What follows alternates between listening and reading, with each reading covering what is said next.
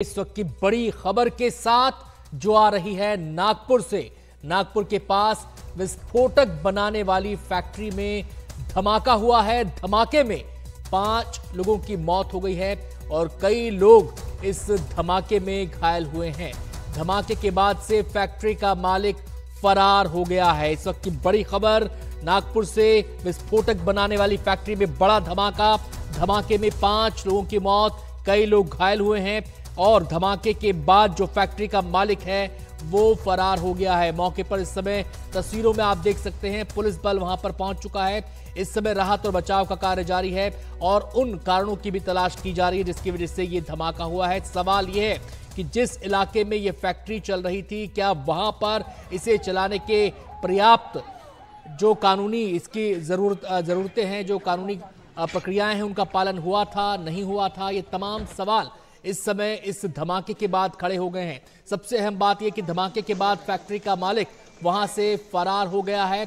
Police उसकी तलाश कर रही है। फिलहाल चारों तरफ अफरा तफरी इस धमाके के बाद और पुलिस मौके पर पहुंचकर हालात को नियंत्रण में ले रही है। आप देख सकते हैं कि वहां पर जो एफएसएल की टीम है वो भी वहां पर मौजूद है और तमाम पुलिस के अधिकारी, पुलिसकर्मी वहां पर मौजूद हैं और कोशिश ये की जा रही है कि इलाके को अपने जद में लेकर छानबीन की जाए जिससे कि अहम सुराग मिल सकें जो इस धमाके के लिए जिम्मेदार हैं। आपको बता दें कि विस्फोटक बनाने वाली एक फैक्ट्री थी और इस फैक्ट्री में धमाका हुआ, 5 लोग की मौत हो गई।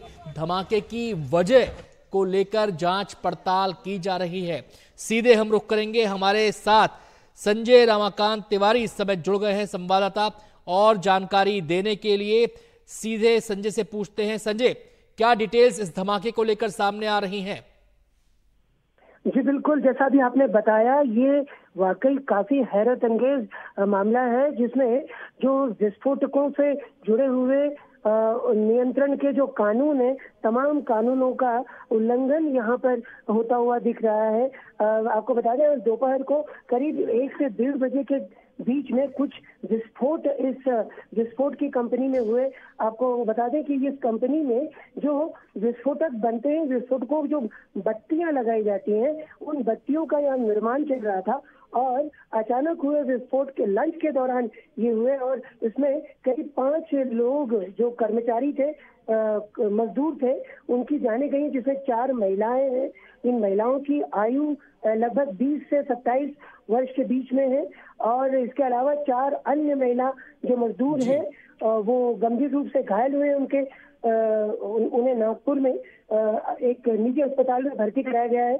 आपको ये बता दें कि विस्फोटकों को नियंत्रण करने के लिए जो तमाम कानून होते हैं, जिसके तहत वहां पर एम्बुलेंस, प्रथमोपचार यानी फर्स्ट एड और इसके अलावा फायर ब्रिगेड यानी अग्निशमन, ये तमाम सुविधाएं रखना अनिवार्य है। लेकिन हैरानी की बात यह है कि इस स्थान पर जब पुलिस गई और स्वयं नागपुर के पुलिस कमिश्नर रविंद्र सिंघल यहाँ पहुंचे, उनसे हमने बात की।